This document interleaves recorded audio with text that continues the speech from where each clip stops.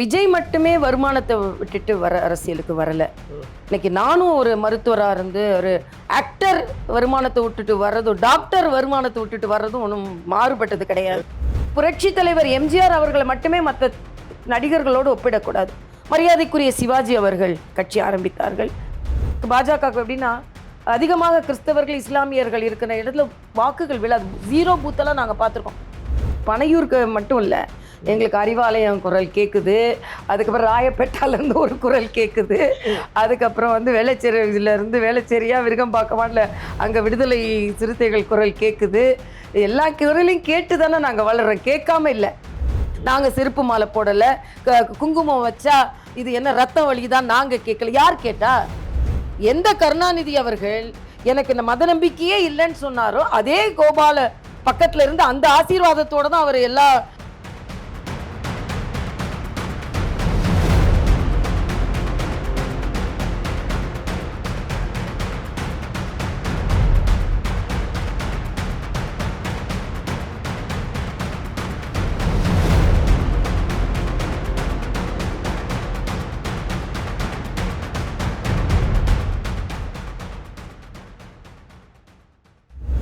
வணக்கம் வாவ் தமிழா நண்பர்களே. இன்றைக்கு ஒரு ஸ்பெஷல் பர்சனை சந்திக்க போகிறோம். அவர் 2 மாநிலங்களின் கவர்னராக இருந்தவர், தமிழ்நாடு பாரதிய ஜனதாவின் தலைவராக இருந்தவர், கட்சியின் தேசிய அளவில் பல உயர்ந்த பொறுப்புகளை வகித்தவர் என்று அவருக்கு பல சிறப்புகள் இருந்தாலும் எல்லாவற்றையும் விட சிறந்தது அவர் ஒரு அற்புதமான போராளி. தமிழகத்தில் பாஜக துளிர் விடாத போது தாமரை தமிழ்நாட்டில் மலர்ந்தே தீரும் என்று வீதியில் இறங்கி வீரம் முழக்கமிட்டவர். இதனால் நிறைய ஏச்சு பேச்சுக்களை சந்தித்தவர். அதை பற்றி அவர் என்றுமே கவலைப்பட்டதில்லை. போராளிகள் அப்படித்தான் இருப்பார்கள். வணக்கம். வணக்கம் அபிஷா மேடம். போராளியின் வணக்கம். எப்படி இருக்கீங்க? பிரமாதமா இருக்கேன். கவர்னர் பதவியிலேருந்து வந்ததுக்கப்புறம் அது ஒரு டென்ஷன். அதுலேருந்து வெளில வந்ததுக்கப்புறம் உங்கள் முகத்தில் ஒரு புது உற்சாகம் தெரியும். நான் ஃபீல் பண்ணேன். அப்படியா? நான் அது டென்ஷன் எடுத்துக்கல, அது வந்து எனக்கு ஒரு வாய்ப்பாக எடுத்துக்கொண்டு அதில் ஒரு வேலை நீங்கள் சொன்ன மாதிரி ஒரு வரையறைக்கு உட்பட்ட வாழ்க்கை. நம் வாழ்க்கை நம் கையில் இல்லை, நம் பாதுகாப்பு நம் கையில் இல்லை, நம் நிர்வாகம் நம்ம கையில் இல்லை, மற்றவர்கள் இருக்கிற நிர்வாகத்திற்குள் நாம் இருந்தோம். இன்னைக்கு நாம் அதை வெளியே வந்திருக்கிறோம். அதுவும் ஒரு வாய்ப்பு தான். அந்த 4.5 வருடம், ஒரு 5.5 வருடம் மாநில தலைவர், அது ஒரு புது அனுபவம். 4.5 வருடம் ஆளுநர், அது ஒரு புது அனுபவம். 2 மாநிலங்கள், அங்கே எப்படி அரசியல் என்ன எல்லாம் பார்த்து கொள்வதற்கு ஒரு புது அனுபவம். பின்பு இவ்வளவு உயர்த்திய ஒரு கட்சியை ஒரு சாதாரண தொண்டனாக இருந்து நாம் உயர்த்த வேண்டும் என்ற எண்ணத்தோடு வந்திருப்பது இன்னொரு அனுபவம். இப்போதான் சுதந்திர காற்றை சுவாசிக்கிறப்ப தோணுது இல்லை? அப்படின்னு இல்லை, ஒரு அரசியல் காற்றை சுவாசிப்பதை போல். அப்போது ஆட்சி காற்றை சுவாசித்துக் கொண்டிருந்தோம். கவர்னர் பதவியிலிருந்து கொஞ்சம் முன்னாடியே விலகி கொஞ்சம் அரசியலில் இறங்கியிருந்தா இப்போ மறுபடியும் இன்னும் கொஞ்சம் வெற்றி வாய்ப்பு ஈஸியாக போயிருக்கும்னு நினைச்சீங்க? இல்லை, நான் எப்போவுமே எனது நேரத்தை ஆண்டவரிடமும் ஆண்டு கொண்டிருப்போடும் விட்டுருவேன். இந்த நேரம் எப்பொழுது எனக்கு வருகிறது, அந்த நேரத்தில் எந்த பணி எனக்கு கொடுக்கப்படுகிறது என்று. நீங்க சொன்ன மாதிரி இதற்கு முன்னாலேயே வெளிவருவதற்கான வாய்ப்புகள் கொஞ்சம் குறைவாக இருந்தது. உதாரணத்திற்கு 2 மாநிலங்களிலுமே எனது பணி சிறப்பாகவே நடைபெற்றது. ஆக அங்கே இருந்து என்னை விடுவிப்பது என்பது, ஏனென்றால் பணி சிறப்பாக நடைபெற்று கொண்டிருக்கும் பொழுது அது நிர்வாகத்தில் பாண்டிச்சேரியில ஒரு தமிழ் தெரிந்த ஆளுநராக இருந்து அங்கே பல மாற்றங்களை முதலமைச்சரோடு சேர்ந்து கொண்டு வருவதற்கு ஒரு உதவியாக இருந்தது. உதாரணத்திற்கு இன்னைக்கு 7.5% மருத்துவ மாணவர்கள் அரசாங்க பள்ளியில் படித்தவர்கள் என்று காலையிலிருந்து பேட்டிகள் போட்டு கொண்டிருக்கிறார்கள். இல்லை என்றால் எங்களுக்கு இந்த ரிசர்வேஷன் இல்லைன்னா எங்களுக்கு இடம் கிடைச்சிருக்கான்னு. இதை விட 10% புதுச்சேரிக்கு அரசாங்க பள்ளி மாணவர்களுக்கு நான் முயற்சி செய்து அதை கொண்டு வந்தேன் என்ற பெருமை. ஆக இப்படி தமிழ் தெரிந்த அந்த பகுதியை சார்ந்த துணைநிலை ஆளுநர் என்ற வகையில் முதலமைச்சரோடு இணைந்து பல திட்டங்களை கொண்டு வந்து கொண்டு இருந்தேன். அதனால் அங்கே எனது பணி தேவையாக இருந்தது. அதே போல தெலுங்கானாவில் ஒரு 6 கிராமங்களை தத்தெடுத்து அந்த மக்களோடு மக்களாக பழகி, ஆக 2 இடங்களிலுமே எனக்கு அதிகாரப்பூர்வமாக நான் வந்து அவர்களோடு இணையவில்லை என்றால் அன்பு பூர்வமாக மக்களோடு இணைந்திருந்ததனால் என்னால் அந்த பணிகளை விட்டுவிட்டு உடனே வர முடியவில்லை. தேர்தல் நெருங்கியவுடன் இதற்கு மேல் நாம் தாமதம் செய்ய முடியாது என்பதனால் வந்தேன். நீங்க மீண்டும் தேர்தல் களத்தில் குதித்தீங்க பாருங்க அரசியல்ல. இது வந்து இது உங்களுடைய விருப்பமா அல்லது மோடிஜியோட விருப்பமா? இல்லை, என்னுடைய விருப்பம் தான். ஏன்னா இது 2 மாரி கருத்துக்கள் வருது. ஆமா. தமிழிசை தான் விருப்பப்பட்டு இறங்கினாங்கன்னு சில பேர் சொல்றாங்க. இல்ல மேலிடத்து உத்தரவு. மேலிடத்து உத்தரவு இல்லை, நான் தான் இறங்கினேன். இன்னும் சொல்ல போனா மரியாதைக்குரிய பாரத பிரதமர் அவர்கள் 2 மாநிலங்களிலும் சிறப்பாக செயலாற்றி வருகிறீர்கள், அதுல எங்களுக்கு மிக்க மகிழ்ச்சி. இவ்வளவு வசதிகள் எல்லாம் விட்டுட்டு நீங்க மறுபடியும் அரசியலுக்கு வரணுமா என்ற கேள்வியெல்லாம் என்கிட்ட கேட்டார். அதனால நான் தான் மிக உறுதியாக, ஏனென்றால் உங்களுக்கு நன்றாக தெரியும், தேர்தல் என்று போட்டியிட்டால் உடனே வெற்றிதான் என்று நம்மளால எடுக்க முடியாது. ஆக தேர்தலில் போட்டியிட வேண்டும், இந்த கட்சிக்கு பணியாற்ற வேண்டும். நம்மை ஆளுநர் அளவிற்கு உயர்த்திய கட்சிக்கு நன்றி உணர்ச்சியோடு நமக்கு சக்தியும் நேரமும் ஆற்றலும் இருக்கும் பொழுது, அந்த ஆற்றலும் சக்தியும் இந்த கட்சி தமிழகத்தில் உயர்ந்து வருவதற்கு நமது பங்கு இருக்க வேண்டும் என்பதுதான் எனது பிரதான விருப்பமாக இருந்தது. நீங்களும் சரி, திரு அண்ணாமலை அவர்களும் சரி, 26ல் பிஜேபி குடி பறக்கும் கோட்டையில நாங்க வந்துருவோம் அப்படிங்கிறது ரொம்ப உறுதியா சொல்றீங்க. ஆமா, அண்ணாமலை நிறைய சொல்றாரு. ஆமா. ஆனா இன்னொரு பாட்டு என் காதுல கேக்குது. தமிழங்குடி பறக்குது, தலைவன் யுகம் பிறக்குது, பனையூர்ல கேக்குது. எனக்கு ஒரு பாட்டு ரொம்ப அதிருது. உங்க காதுல கேக்குதா? கேக்குது. நல்ல பல பாடல்களை கேட்டு தானே நாங்க வளர்ந்துருக்கோம். அதனால பனையூருக்கு மட்டும் இல்ல, எங்களுக்கு அறிவாலயம் குரல் கேக்குது, அதுக்கப்புறம் ராயப்பேட்டால இருந்து ஒரு குரல் கேக்குது, அதுக்கப்புறம் வந்து வேளச்சேரியில இருந்து வேளச்சேரியா விருகம்பாக்கமான்ல அங்க விடுதலை சிறுத்தைகள் குரல் கேக்குது. எல்லா குரலையும் கேட்டு தானே நாங்க வளர்றோம், கேட்காம இல்லை. ஆனா அது பனையூர் குரலாக இருந்தாலும் அறிவாலய குரலாக இருந்தாலும் எங்களது தேசிய குரல்.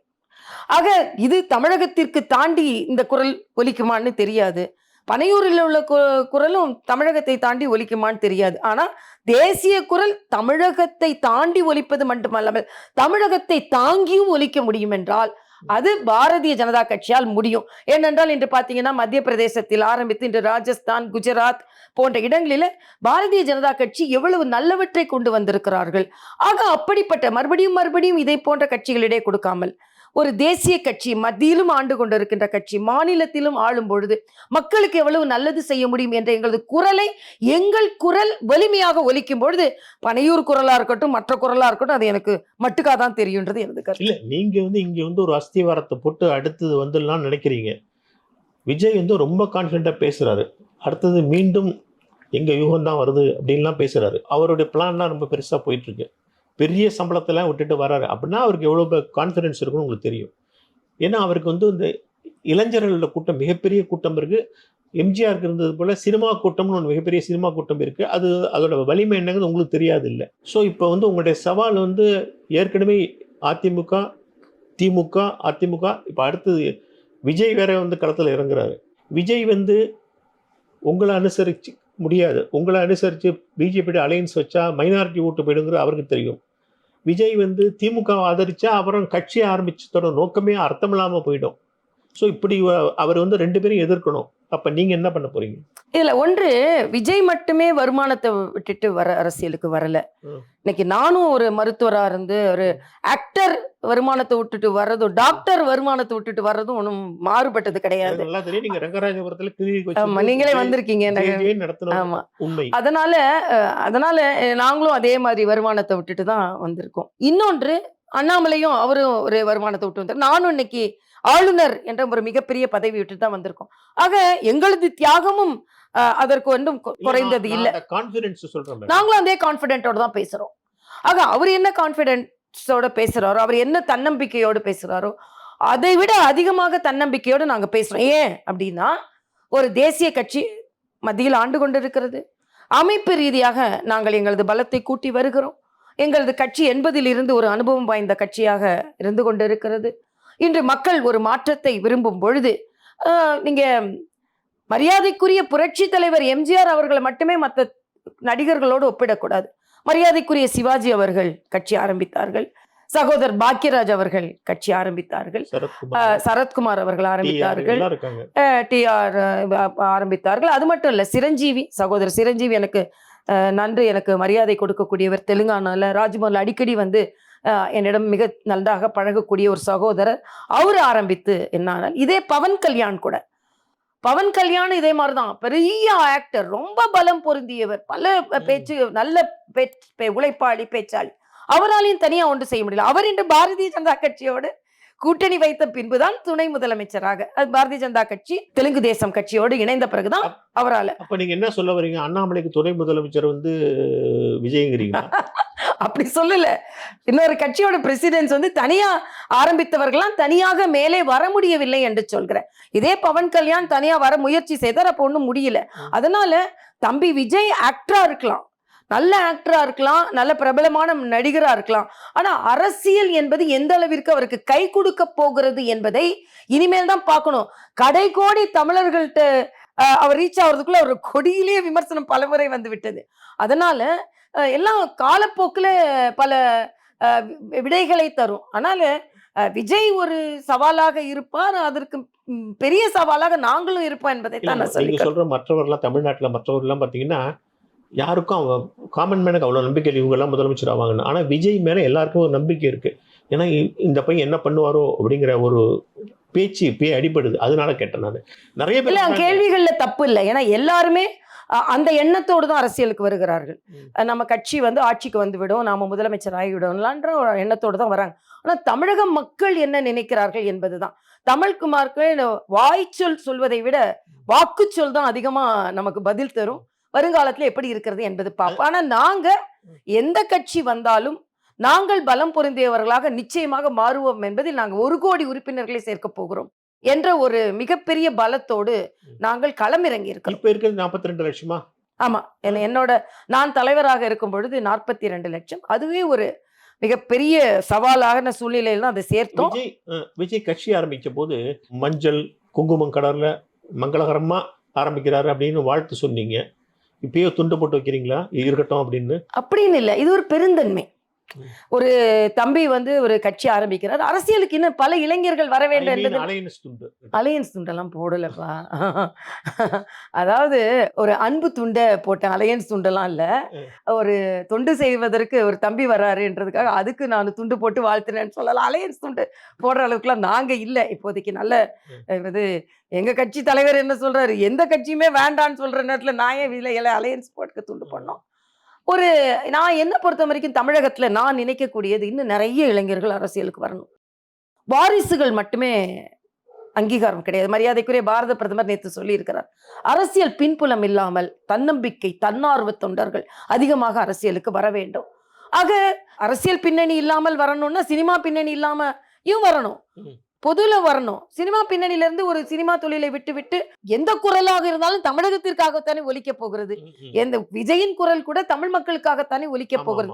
ஆக தமிழ் மக்களுக்கு இன்னொரு குரல் ஒலிக்க போகிறது என்ற வகையில் நான் அவருக்கு வாழ்த்து தெரிவிக்கிறேன். இன்னொன்று, திராவிட முன்னேற்ற கழகம் மாதிரி வாரிசுகளை மட்டுமே ஊக்கப்படுத்தி கொண்டிருக்கின்ற ஒரு கட்சிக்கு வாரிசு இல்லாமல் ஒருவர் எதிர்குரல் கொடுக்க வருகிறார். நீங்க சொன்ன மாதிரி அவர் நிச்சயமா திராவிட முன்னேற்ற கழகத்தோடு போக மாட்டார் என்பதில் எங்களுக்கு மகிழ்ச்சி.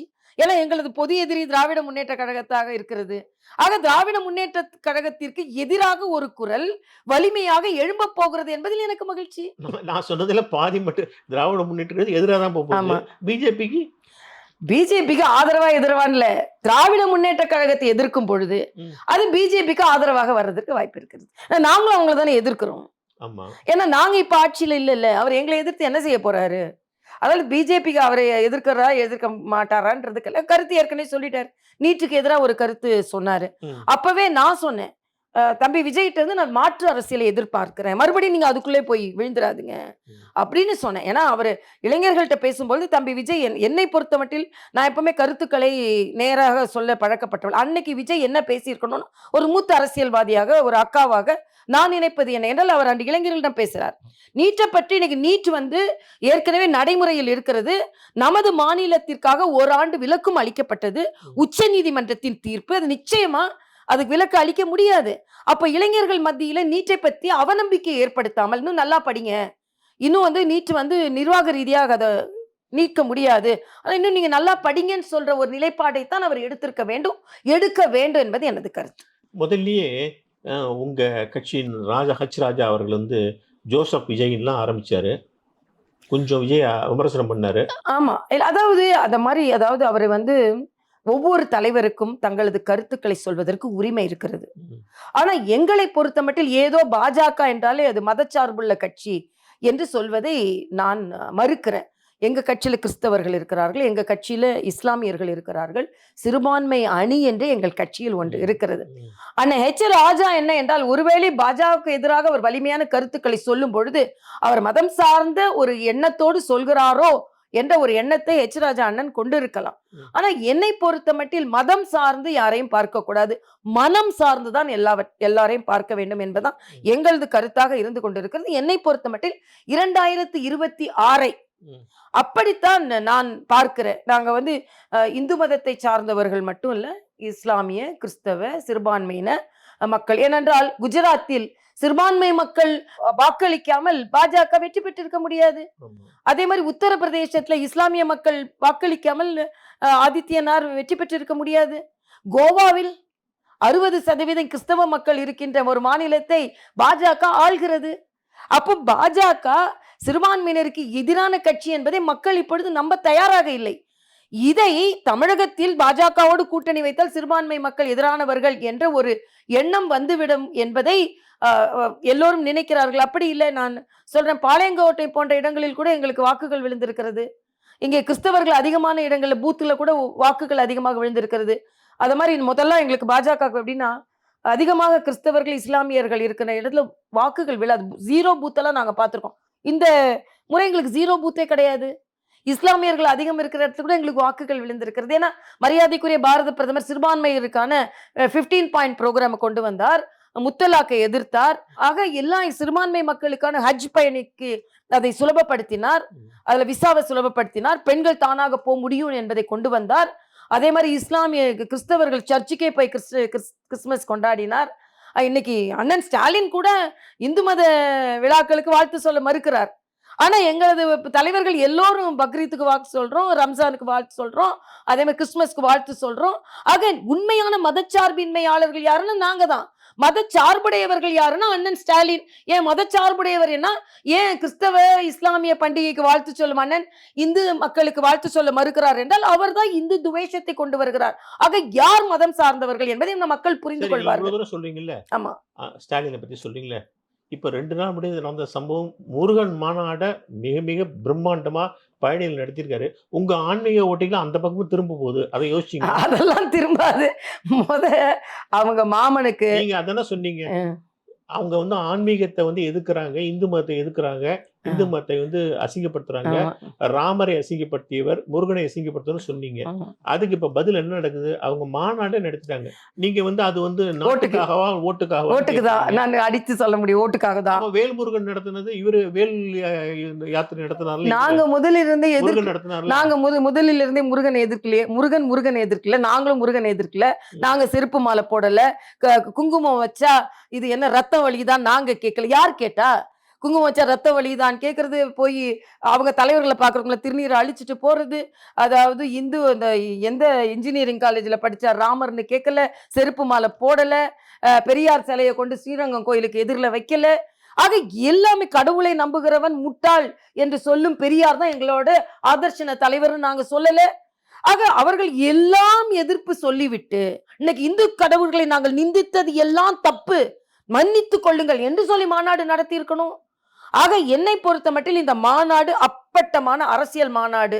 எப்படி போலி மதச்சார்பின்மையை பேசிக் கொண்டிருக்கிறார்களோ அதே மாதிரி போலி ஆன்மீகத்தை பேசிக் கொண்டிருக்கிறார்கள் என்பதை வலிமையாக நான் பதிவு செய்கிறேன். மேடம், இது ஒரு ரியலைசேஷன் நீங்க புரிஞ்சு கூடாது. அப்ப ரியலைசேஷன் தானே. கிருஷ்ண ஜெயந்திக்கு வாழ்த்து சொல்லல, முதலமைச்சர் காணொலியில பேசுறாரு. அதுவும் நான் சொன்னேன், முதலமைச்சர் ஆரம்பிச்சு வச்சாரா? முதலமைச்சர் ஆரம்பிச்சு வைக்கலன்னா எதற்கெடுத்தாலும் அறியப்படாத துணை முதலமைச்சரா இருக்கிற உதயநிதி போவாருன்னு நான் சொன்னதுக்கு அப்புறம் முதலமைச்சர் காணொலியில போயிட்டாரு, உதயநிதியும் காணொலியில போயிட்டாரு. ஓகே, அவர்தான் தொடங்கி வச்சாரு. காணொலியில என்ன சொன்னார்? பழனிக்கு நேரடி போனா இங்க காணொலியில தொடங்கி வச்சாரு. இல்ல அதுதான், இல்ல நாங்க சொல்லும் போது நாங்க பத்திரிகை விளம்பரமோ மத்த எங்கேயுமே அந்த மாதிரி ஒரு ஸ்கீம் இல்ல. நாங்க சொன்னதுனால கூட அவர் காணொலியில தொடங்கி வைத்திருக்கலாம். தம்பி உதயநிதி அது நிறைவு நடத்திக்கலாம். இவங்க 2 பேரையும் தான் நான் சொன்னேன். சரி, காணொலியில என்ன சொன்னார்?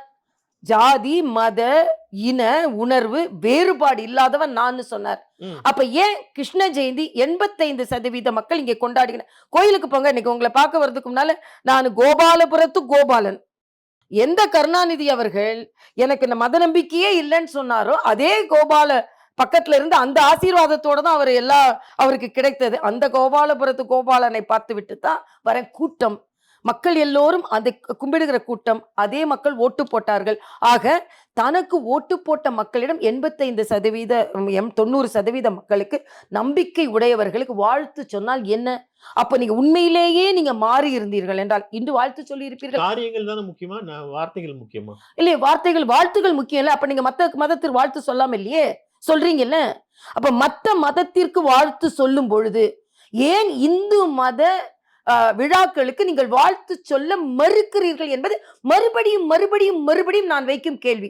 இதற்கு பதில் சொல்லுங்க. நீங்க முருகன் மாநாடு நீங்கள் ஆன்மீகவாதியாக மாறி நீங்கள் சொன்னதை போல மனமாற்றத்தோடு நாங்கள் இந்த ஆன்மீக விழாவை கொண்டாடினோம் என்றால் இன்று மனமாற்றம் ஏற்பட்டிருக்க வேண்டும். ஏற்படலையே. சரி, இன்னொன்னு வச்சுக்கலாமா? தந்தையும் மகனும் இப்போது பிராயச்சித்தம் தேடுகிறார்கள் வச்சுக்கலாமா? சித்தாந்த ரீதியாக அவர்கள் மாறாதவரை இது பிராய சித்தமா என்ன சித்தமான்னு எனக்கு தெரியாது. அதனால சித்தாந்த ரீதியாக மாறணும்.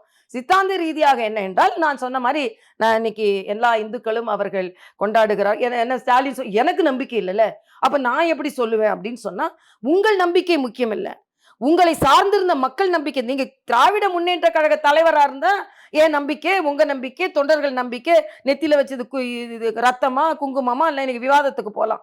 ஆனா ஜனநாயக ரீதியாக உங்களுக்கு வாக்களித்த மக்களுக்கு நீங்கள் வாழ்த்து சொல்லணும். அப்ப அதுல எவ்வளவு உறுதியா இருக்காங்க. நேத்தி கூட அவருடைய இந்த ஸ்பீச்ல, காணொலி ஸ்பீச்ல, எல்லோருடைய நம்பிக்கையும் இந்த திராவிட மாடல் அரசு ஏற்றுக்கொள்ளும், யாரையும் நாங்க இது பண்ண மாட்டோம்.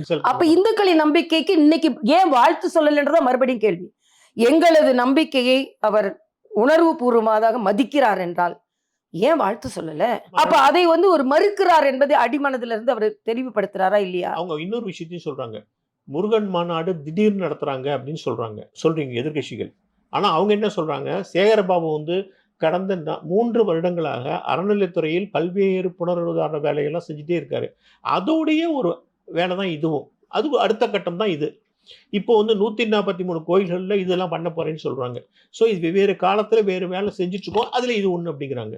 அது என்னைக்கு அறிவிப்பு வந்தது தானே மக்களுக்கு தெரியும். இல்லை நான் மனசுலேயே நினச்சிக்கிட்டு இருந்தேன் அப்படின்னு சொன்னா அதை என்னால ஏற்றுக்கொள்ள முடியாது. இன்னொன்று, 1400 கோயில்களுக்கு குடமுழுக்கு நடத்துகிறோம் என்று சொல்கிறார்கள். நான் இஸ்லாமிய மக்களை மதிக்கிறேன், கிறிஸ்தவ மக்களை மதிக்கிறேன். ஆக கிறிஸ்தவ மக்களோடு சர்க்குணம் போன்ற பேராயர்களோடு நின்று கேக்கு வெட்டுகிறீர்கள். அதே மாதிரி இஸ்லாமிய சகோதரர்கள் நோன்பு கஞ்சி குடிக்கும் பொழுது நீங்களும் சென்று குடிக்கிறீர்கள், நானும் சென்று அந்த நிகழ்ச்சிகள் எல்லாம் கலந்து கொண்டு இருக்கிறேன். இப்போ ஏன் ஒரு குடமுழுக்கு கூட உங்களுக்கு தலைமை தாங்க முடியலையா? ஒரு குடமுழுக்கு விழாவுக்கு கூட நீங்க போகக்கூடாதா? 1400 குடமுழுக்கு விழாக்களில் இப்போ பார்த்தீங்கன்னா, கர்நாடகாவில் குடமுழுக்கு விழா நடக்கும்போது முதலமைச்சர்கள் கலந்து கொள்கிறார்கள். புதுச்சேரியில் குடமுழுக்கு நடக்கும்போது நானும் அண்ணன் ரங்கசாமியும் கலந்து கொண்டு இருக்கிறோம். ரேவந்த் ரெட்டி தெலுங்கானா குடமுழுக்கு விழாக்களில் கலந்து கொள்ள, ஏன் ஒரு குடமுழுக்கு விழாவில் கூட உங்களுக்கு கலந்து கொள்ள முடியவில்லை? இதையெல்லாம் தான் நான் கேள்வி கேட்கிறேன். அதான் நீங்க வாய் சொல்லல, இல்ல நாங்க உங்களுக்கு எதிரானவர்கள் இல்லை அப்படின்னு சொன்னா, இன்னைக்கு அவர் என்ன சிந்தனை அவர்களுக்கு முருகன் மாநாட்டை நடத்துவதற்கு ஊக்கத்தை அடித்திருக்கிறது என்றால், இந்துக்களின் தாக்கம் அவர்களுக்கு ஊக்கத்தை அடித்திருக்கிறது. தாக்குதல் ஊக்கத்தை எடுத்து. ஏன்னா இந்து மக்களின் வாக்குகள் கிடைக்காமல் போய்விட்டால் ஏதாவது ஒரு வகையில ஹிந்து கன்சால்டேட் ஆயிட்டா என்ன பண்றது? அப்ப 2026ல இந்த கிரீடத்தை கொண்டு உதயநிதிட்ட கொடுக்க முடியாதே அப்படின்ற ஒரு நேரத்துல அவங்க நடத்துறாங்களே தவிர, இல்ல இதுக்கு முன்னால நடந்ததெல்லாம் தப்பு, நாங்க இந்து மதத்தை பேசியதெல்லாம் தப்பு அப்படின்னு சொல்லிட்டு இதை நடத்தணும், பகிரங்கமா சொல்லணும். பழனியிலிருந்து அண்ணாமலைக்கு வருவோம். திருவண்ணாமலை இல்ல, உங்க அண்ணாமலைக்கு வருவோம்.